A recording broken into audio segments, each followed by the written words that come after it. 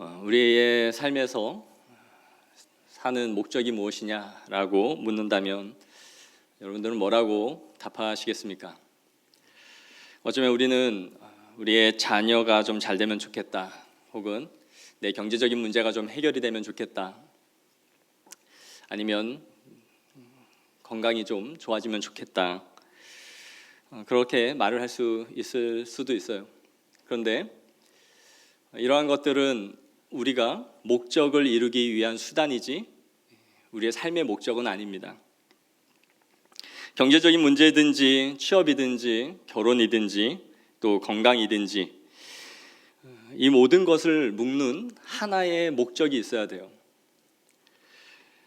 그것이 무엇이냐라고 묻는다면 우리는 뭐라고 답할 수 있을까요?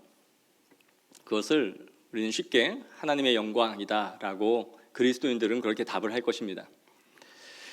우리가 너무 많이 들어서 알고 있는 웨스트민스터 소요리 문답 1문 1답이 무엇입니까? 사람의 제일 된 목적이 무엇입니까? 이죠. 답이 뭔가요? 사람이 제일 된 목적은 하나님을 영화롭게 하는 것이며 그분의 이름을 영원토록 즐거워하는 것이다 라고 되어 있습니다.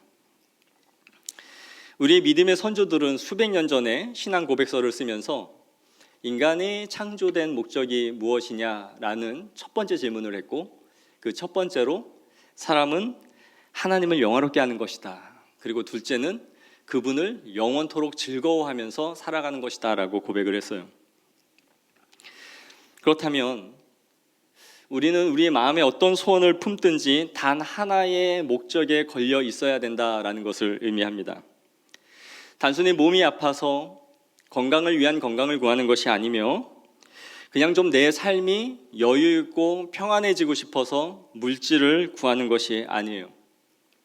일정한 나이가 되었기 때문에 결혼을 해야 한다거나 취업을 해야 한다거나 또 학업의 문이 열려야 합니다라고 말하는 것이 아니에요. 목사님, 인생이 다 그렇게 사라지는 대로 사라지는 것이지 어떻게 매사에 다 그렇게 하나님의 영광이라는 목적을 가지고 살아갈 수 있을까요?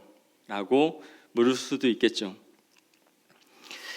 그러나 이 세상 사람들은 이 세상을 그렇게 흘러가는 대로 살아갈 수 있어요. 그러나 그리스도인들은 반드시 그 의미와 목적을 찾아야 합니다. 우리는 인생이 흘러가는 대로 살아가는 것이 아니라 바로 하나님의 영광을 위해서 우리가 나아가고 있다라는 것임을 알아야 되는 거예요. 이거를 알 때에만이 우리의 기도가, 우리의 신앙이 파워풀해져요. 그리고 어려운 일이 혹시 와도 좌절하지 않게 되고 주님 안에 계속된 의미 있는 삶을 살아갈 수 있게 됩니다. 반드시 이 안에서 답을 찾아야 되는 것이 그리스도인이다라는 것이죠. 우리의 기도가 세속화되어져 있다라는 말을 듣는 것은 우리가 우리의 기도가 물질이나 결혼이나 취업이나 자녀나 건강이나 승진과 같은 기도 제목이 맞춰져 있다기보다는 사실은 근본적으로 그것을 구하는 기도가 그 초점의 근본적인 목적이 하나님의 영광이라는 것에 맞춰져 있지 않다라는 거예요. 바로 하나님의 영광이라는 초점에서 벗어나게 될 때 우리가 세속화되어져 가는 것입니다. 우리가 구하는 기도 제목을 통해 궁극적으로 이루고자 하는 목적이 무엇이냐에 대한 답이 없이 단순히 건강을 위한, 물질을 위한, 자녀를 위한 것이 우리의 목적이 될 때 그게 세속화가 되는 거예요. 이방인과 다를 바가 없는 구함이 되는 것이죠. 우리의 신앙 고백이 진실하다면 우리는 하나님의 영광이라는 이 목적 안에 모든 삶의 요소들이 다 들어가 있어야 됩니다. 너희가 무엇을 하든지 먹든지 마시든지 다 주의 영광을 위하여 하라라는 이 목적 안에 들어와 있어야 되는 거예요. 그리고 그 목적을 따라 걸어가는 삶을 통해 우리의 기쁨이 충만해져 가는 것이 그리스도인이다라고 말하고 있다라는 것이죠. 그런데 우리가 하나님의 영광을 위하여 산다라고 하면 우리 마음에 어떤 생각이 드나요? 우리는 왠지 모를 그 불편한 마음이 우리 안에 들 거예요. 사람들에게 예수님이 당신을 사랑하셔서 우리를 위해 죽으셨습니다. 그리고 하나님은 당신을 사랑하세요 라고 말한다면 사람들에게는 호감을 줄 수 있을 거예요. 그러나 그 다음으로 그러므로 이제 당신의 삶은 당신의 것이 아니며 하나님의 영광을 위하여 살아가야 합니다 라고 말을 한다면 그때부터 사람들은 매우 불편해할 것입니다. 하나님이 우리를 사랑해서 구원을 했으면 구원을 했지, 예수님이 우리를 위해 죽으셨으면 죽었지, 그래서 내 삶이 하나님께 종속되어져서 살아가야 되느냐라고 반문을 할 거예요. 결국 나를 자기를 위해서 쓰려고 구원한 거야? 하나님이 그렇게 이기적인 분이야? 이런 생각을 갖게 될 거라는 거죠. 이것은 타락한 인간은 절대로 하나님의 영광을 추구하지 않으며 추구할 수도 없고 항상 그의 마음에 하나님을 향한 반항하는 마음을 갖고 있기 때문입니다. 그래서 로마서 8장 7절 8절은 이렇게 말씀하죠. 육신의 생각은 하나님과 원수가 되나니 이는 하나님의 법에 굴복하지 아니할 뿐 아니라 할 수도 없음이라. 육신에 있는 자들은 하나님을 기쁘시게 할 수 없느니라. 인간은 자신만을 위해서 살 뿐이고 또 자신을 지배하고자 하는 어떤 신적인 지배도 거부합니다. 이것이 본성이에요. 이것이 바로 아담이 선악과를 먹고 하나님 곁을 떠나고자 했던 근본적인 마음의 상태였던 것이죠. 그리고 그 불신과 저항하는 마음이 우리에게도 고스란히 남아 있어서 우리의 삶의 주권을 하나님께 맡기고 하나님의 통치 안에 매여 살아가야 된다라고 할 때에 우리는 심한 거부감을 느껴요. 예수님이 나를 구원하셨다라는 것을 우리가 혹시 이 자리에서 좋아는 하면서도 나의 삶이 그러하기 때문에 하나님의 영광을 위하여 살아가야 한다라는 것에는 동의하지 않는다면 우리는 우리의 전적인 회심을 의심해 봐야 돼요. 내가 정말 신앙으로 하나님 앞에 회심한 것인가? 왜냐하면 회심이라는 것은 이 세상에서 하나님을 향한 전적인 마음의 전향이며 영혼의 경향성의 변화이기 때문에 그래요. 나를 추구하던 삶의 경향성에서 하나님으로 완전하게 투항한 상태를 우리는 회심이다라고 말하기 때문인 것이죠. 예수님이 나를 위해 죽으신 것은 좋지만 나의 삶을 드리는 것은 아닌 것 같아요 라는 것은 아직 하나님을 향한 회심을 하지 않았음을 보여주는 것이죠. 우리는 하나님의 영광을 위하여 살아간다 하는 말을 들으면 내가 하나님을 위해서 이제부터 무언가를 희생해야 한다라고 생각을 해요. 그렇지 않습니까? 내가 하고 싶고 내가 추구하고 싶고 하는 것은 따로 있지만 하나님을 위해서 하나님 때문에 나의 삶이 이제부터 제동이 걸리겠구나, 그런 생각을 갖는 거예요. 그래서 신앙생활을 한다는 것은 더 많은 희생을 요구받는 거야 라는 생각을 하는 거죠. 그래서 우리는 이 문제를 풀지 않고는 절대로 우리 신앙 안에서 더 큰 헌신이나 감사와 찬양을 하나님 앞에 올려드리는 것이 어려울 거예요. 왜요? 내 신앙이 깊어지면 깊어질수록 하나님은 나에게 이것저것을 더 요구하여 하나님의 영광을 위해서 다 포기하라고 말할 것이기 때문에 그런 생각을 갖고 있는 거죠. 마치 내가 신앙생활을 열심히 하면 나를 목사 만들 거야. 내가 믿음이 너무 좋은 남자를 기도를 하면 나 사모 될 것 같아서 그런 기도를 안 해야지 하는 것과 같아요. 그러나 절대 여러분 그런 기도한다고 여러분 목사로 만들지 않아요. 목사는 특별히 말 안 들을 만한 놈만 골라서 세우는 거예요. 얘는 목사 안 시키고는 반드시 나를 버리겠다 하는 사람들 데려다가 코 껴놓는 게 목사죠. 그러나 우리는 이러한 이 오해, 즉 하나님의 영광과 우리가 얻고자 하는 기쁨이 상충되거나 부딪히는 것이다 라는 이 오해를 반드시 풀어야 됩니다. 그것이 그분의 이름을 영원토록 즐거워할 수 있는 유일한 길이기 때문이에요. 저는 오늘 하나님의 영광을 추구하는 것과 우리의 기쁨을 얻는 것이 절대로 부딪히고 상충되고 대립하는 것이 아니다라는 것을 성경을 통해서 논증하고자 합니다. 오늘 본문을 보십시오. 여호와 하나님 이렇게 말씀하십니다. 내 이름을 위하여 내가 노하기를 더디할 것이며 내 영광을 위하여 내가 참고 너희를 멸절하지 아니하겠다라는 거예요. 11절도 보시면 나는 나를 위하여 이룰 것이라. 어찌 내 이름을 욕되게 하겠느냐. 내 영광을 결코 다른 자에게 주지 않겠대요. 이스라엘의 불순종은 항상 하나님의 진노를 일으켰고 그에 따른 결과는 이스라엘 민족 전체를 진멸시킬 만한 위기까지 몇 번을 몰아갔습니다.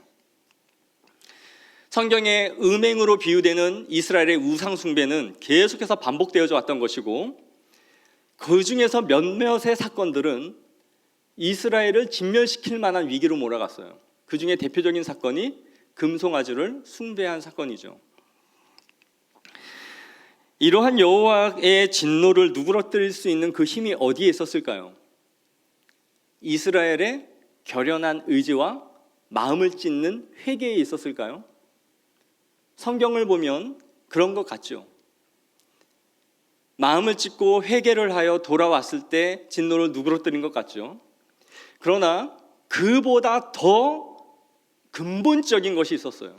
그것은 바로 하나님의 이름과 그분의 영광 때문이었음을 성경은 말해주고 있다는 거예요.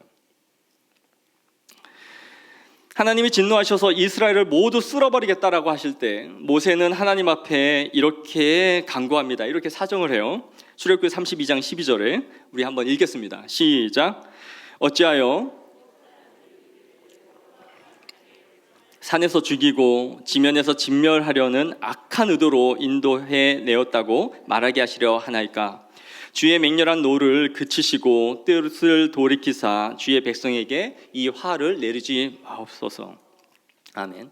모세의 말은 이거죠. 하나님, 이 백성들 때문에 이방인들 앞에서 하나님의 이름을 먹칠하실 생각입니까? 우리에게 계시하신 엘샤다이 하나님, 즉 전능하신 하나님으로 우리에게 계시해 주셨는데 이 백성들이 가나안 땅에 들어가지 못하고 싹 다 죽임을 당하면 이방인들은 하나님을 뭐라고 말을 할까요? 악한 의도를 가지고 구원할 수 없어서 결국 광야에서 다 쓸어버린 하나님이야 라고 말하겠죠. 그건 하나님 전능하신 하나님 아니잖아요.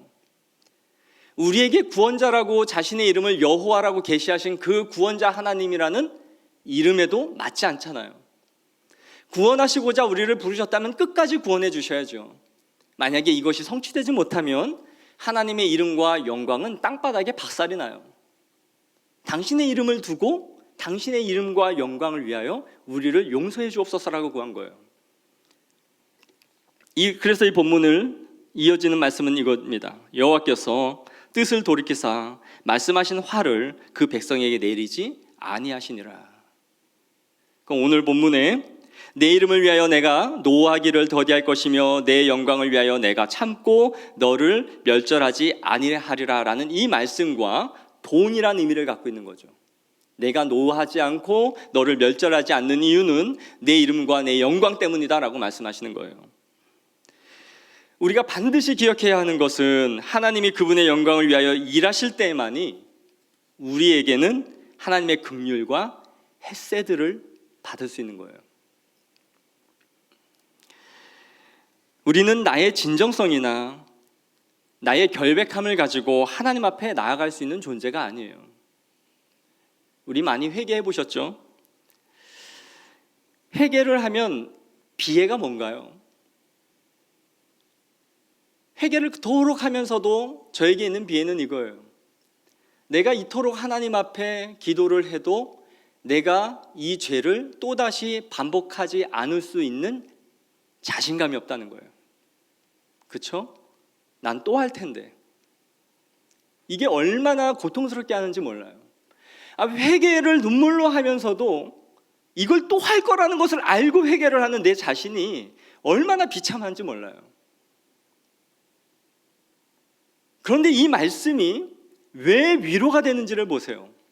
나의 결백함과 진실함 때문에 하나님이 나를 용서하시고 받아주시는 것이 아니라 내 이름과 내 영광 때문에 나는 너를 용서하고 너를 은혜를 베푼다라고 말씀하시는 거예요. 내가 깨끗하고 너무 간절히 구하니까 나를 용서해 주시는 은혜를 주시는 것이 아니라 내 이름과 내 영광을 위하여 너에게 은혜를 베풀고 있다는 것이죠.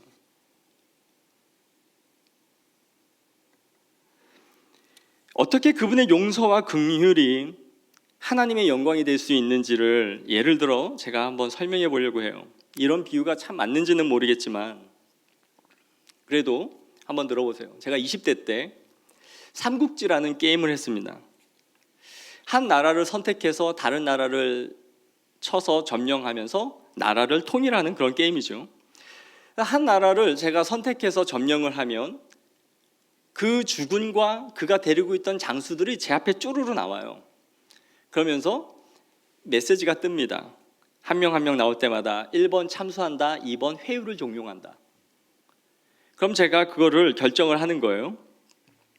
클릭을 하는 거죠. 그러면 이 장수가 너무 좋아서 제 편으로 만들고 싶으면 2번 회유를 종용한다를 눌러요. 그러면 어떤 장수는 감사합니다, 제가 주군으로 모시겠습니다 하면서 제 편이 되기도 하지만 어떤 장수는 하늘 아래 두 주군을 모실 수 없습니다 그러면서 자신은 내 편이 되지 않겠대요. 그럼 다시 멘트가 또 하나가 떠요. 1번 1번 참수한다, 2번 돌려보낸다, 살려보낸다. 그럼 제가 이 장수를 돌려보내면, 죽이지 않고 돌려보내면 이 장수가 그냥 가는 게 아니라 다른 편에 또 가가지고 나중에 또 저한테 대적을 하고 전쟁을 해와요. 이게 계속 반복이 되는 거죠. 근데 능력치가 높은 장수일수록 회유를 해도 제 앞에 잘 돌아오질 않아요. 그럼 열받죠? 나중에 얘가 또 다른 편 가서 나를 싸울 테니까 지금 그냥 참수해서 죽여버려야지. 근데 이 게임은 재밌게도 주군의 덕망, 명성의 수치라는 게 있어요. 그래서 참수를 자꾸 하면 내 덕망이 점점 줄어드는 거예요. 그럼 이 줄어들면 줄어들지 뭔 문제 있어 이럴 수 있는데, 문제는 다음에 점령을 해서 장수를 나한테 회유하려 했을 때 돌아오는 장수가 없어져요. 덕망이 없기 때문에. 그럼 얘가 나를 자꾸 거절을 하고 또 전쟁을 했는데 또 잡아들여서 또 돌려보내는데 그걸 반복하면, 돌려보내면 계속 제 덕망 수치가 올라가는 거죠. 결국 이 게임은 제가 열받는다고 목을 싹싹 베어버리면 이길 수 있는 게 아니라 자꾸 돌려보내서 덕망 수치를 높이면 나중에 이 게임의 중후반에 가면 얘네들이 다 저한테 돌아와요. 덕망 수치가 꽉 찼기 때문에 저를 주군으로 모시는 거죠. 그렇게 해서 나라를 제패할 수 있게 만든 방식이었어요. 보세요. 거절을 하는 장수가 나예요.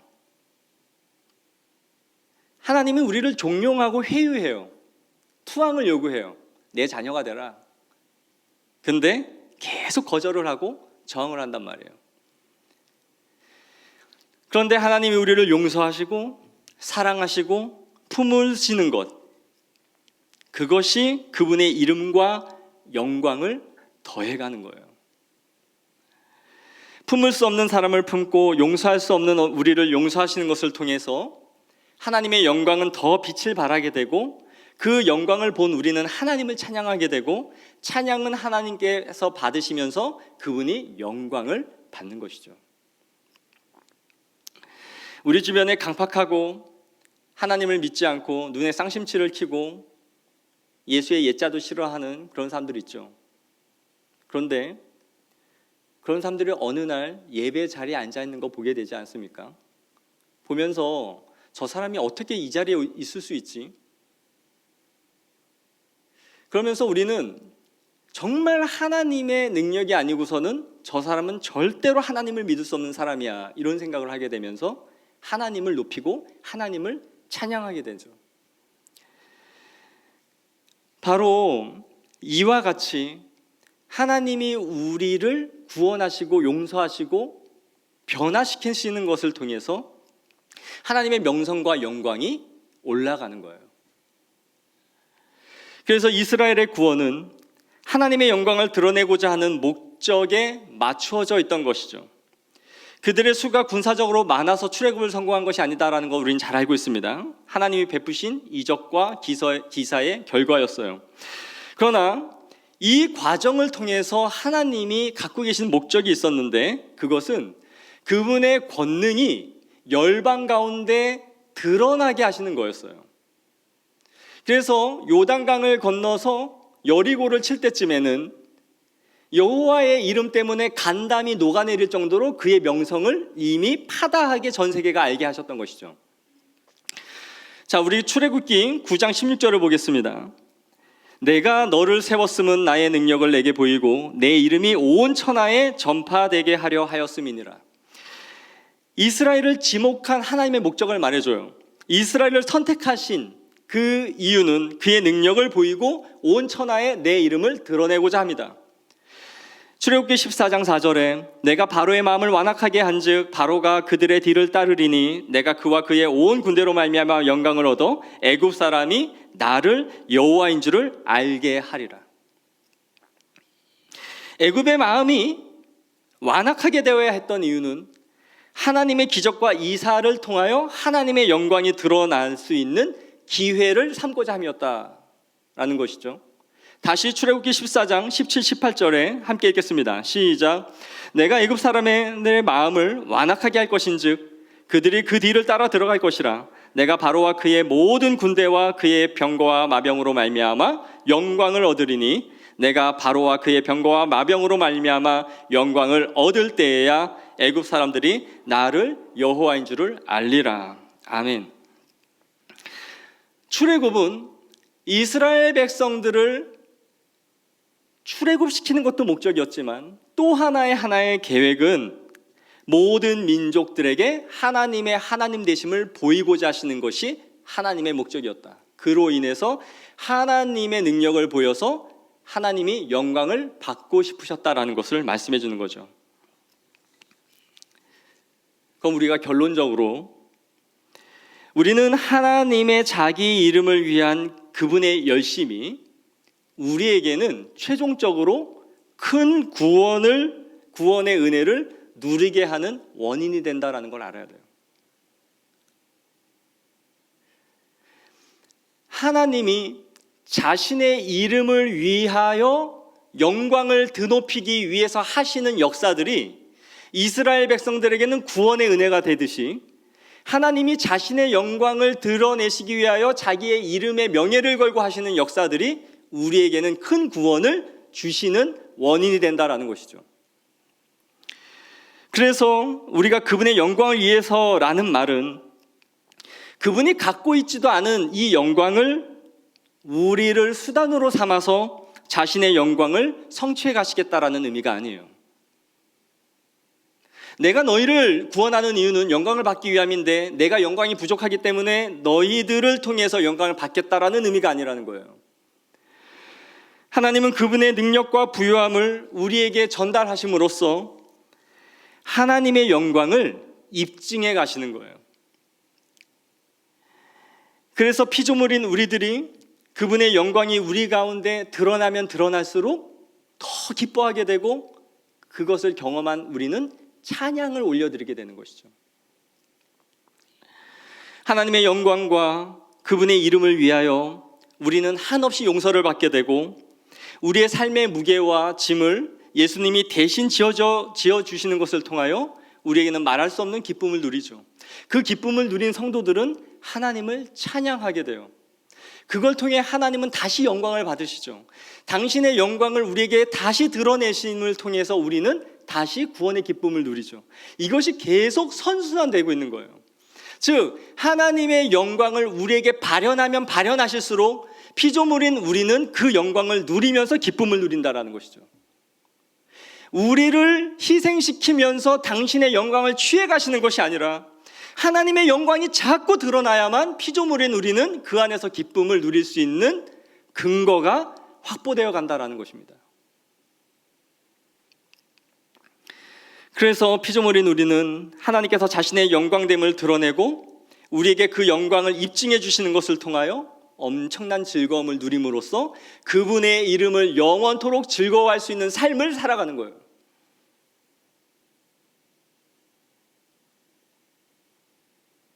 그러지 않고 내가 신앙이 자꾸 좋으면 좋을수록 하나님은 더 큰 헌신을 요구할 것이고 나중에는 최종적으로 아브라함처럼 아들까지 내놓으라 하겠지.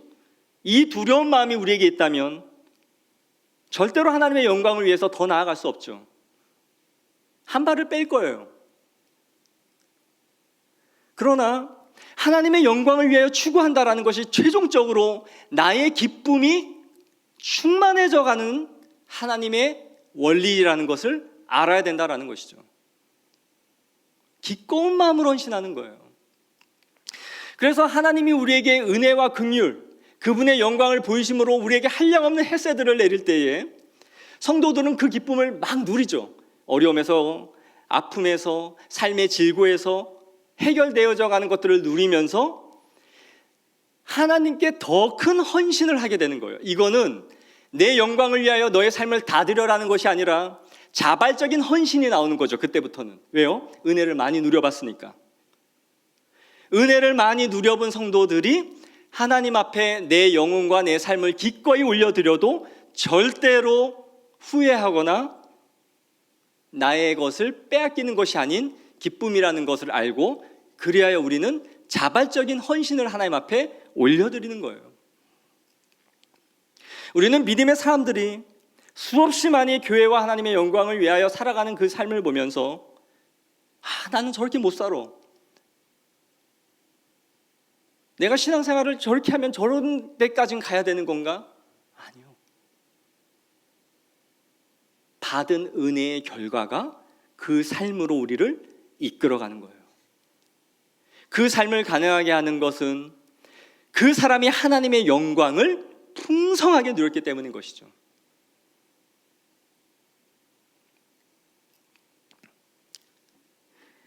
그러므로 우리는 하나님이 자기의 영광의 목적이 우리의 기쁨과 상충된다라는 생각을 절대로 가져서는 안 됩니다.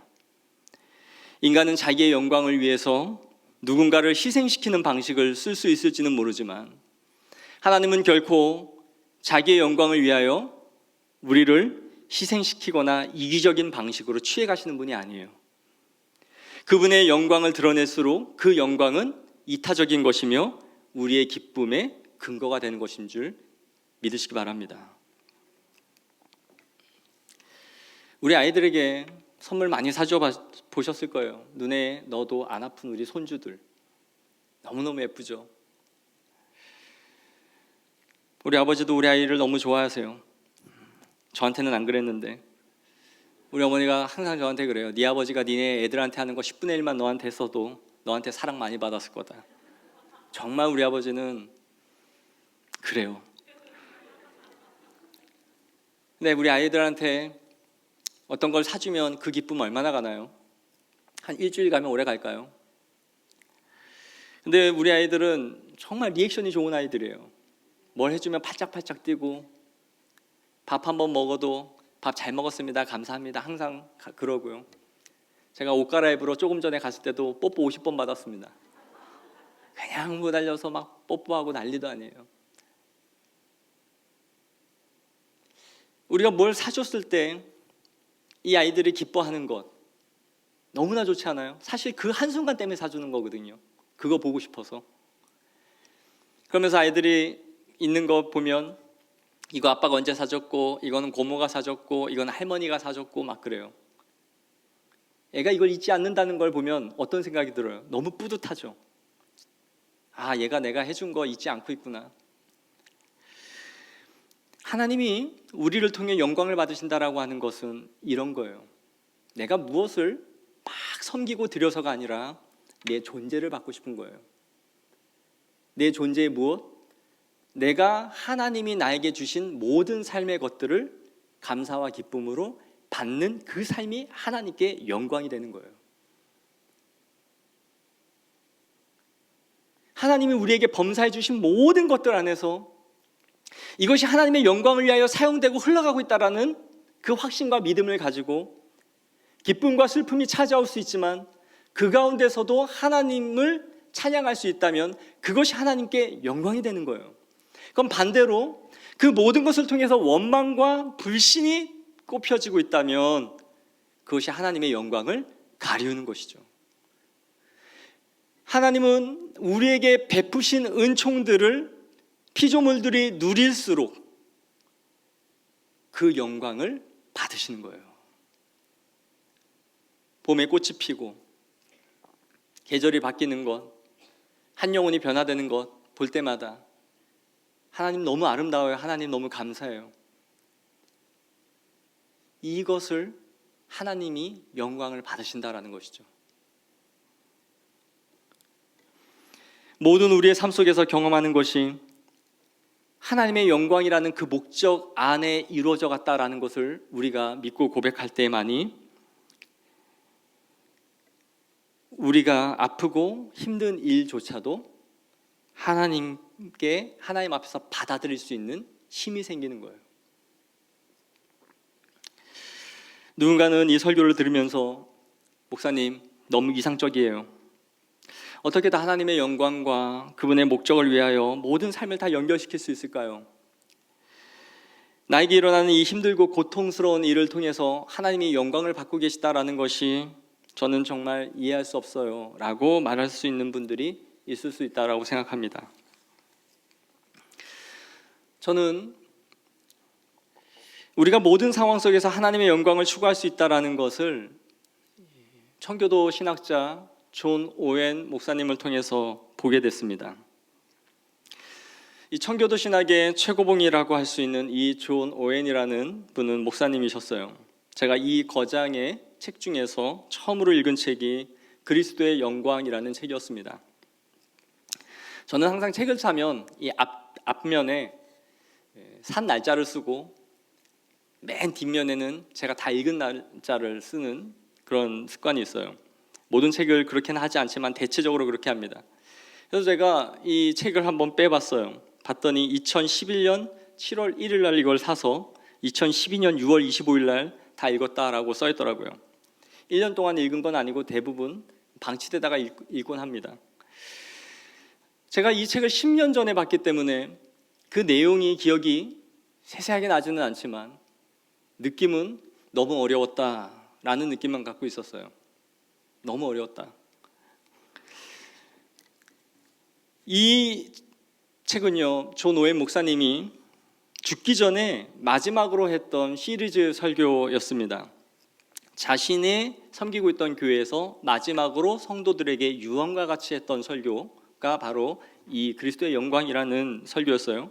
요한복음 17장 24절에 아버지여 내게 주신 나의 영광을 그들로 보게 하시기를 원하옵나이다. 이 한 구절로 16편의 설교를 하고 마무리 짓고 하나님의 품에 안겼습니다.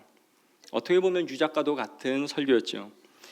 어렵게 읽고 나서 그런가 보다 하고 지나갔는데 이후에 THM 공부를 하면서 존 오웬의 생애에 대해서 공부를 할 수업 시간에 들을 기회가 있었어요.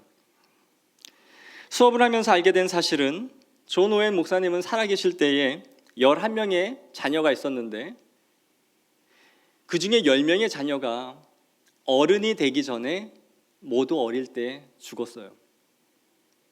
딸 하나가 있었는데 그 딸만 성장해서 장성은 했지만 이 딸마저도 존 오웬 목사님이 죽기 전에 이미 죽었습니다.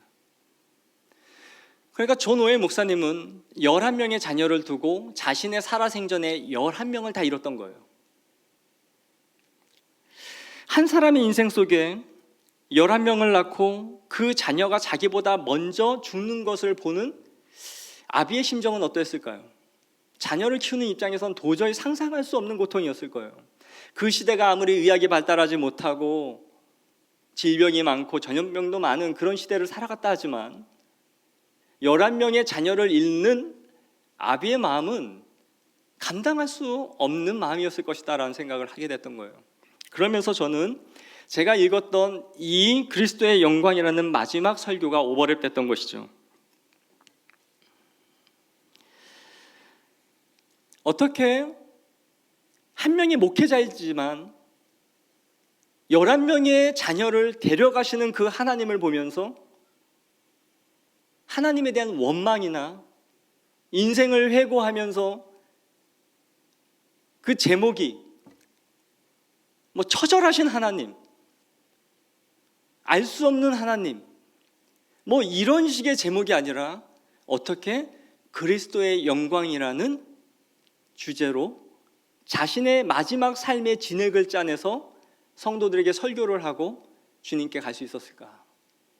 그걸 생각하니까 더 마음에 이 그리스도의 영광을 위하여 살아가는 것이 무엇인가에 대해 생각을 하게 됐던 것이죠.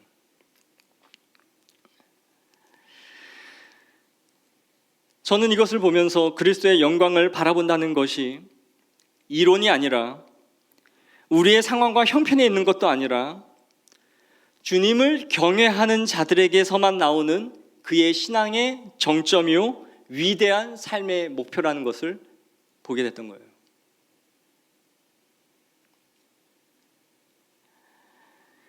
결코 이것은 우리의 믿음의 선조들의 이 신앙 고백에 담은 이 고백은 가장 이상적으로 할 수 없는 것을 써놓은 것이 아니라 주님을 사랑하는 그리스도인들이 삼는 최고의 목표다라는 것이죠. 사랑하는 성도 여러분, 말씀을 맺겠습니다.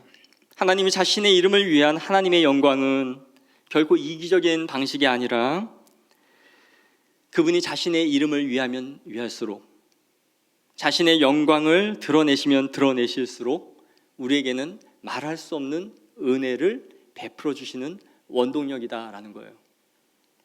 그러므로 우리가 하나님 앞에 기도할 때마다 해야 되는 기도 제목은 하나님, 이 땅 위에 하나님의 영광을 드러내소서라는 거예요. 우리 교회 위에 하나님의 영광을 보여주소서. 나의 삶에 하나님의 영광을 보여주옵소서라는 거예요. 그리하여 하나님의 영광의 빛 안에서 주의 영광을 보고 더욱더 하나님을 찬양하며 그분을 영원토록 즐거워할 수 있는 삶을 살아갈 수 있는 그 힘을 달라고 구하는 성도들이 되어지기를 간절히 축복합니다.